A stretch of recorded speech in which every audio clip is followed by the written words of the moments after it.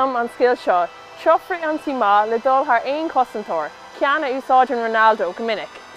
Seas tíobhthír den líróid agus lag de chus clé ar thaobh na líróide. Tuair de chus dheis timpiltíomh isteach den líróid agus amach. Le go leathtaobh thuhain ar dheis nóair a hasad tú amach ón líróid. Ban úsáid as an taobh amuid de chus clé chun an líróid a brú ar aghaidh.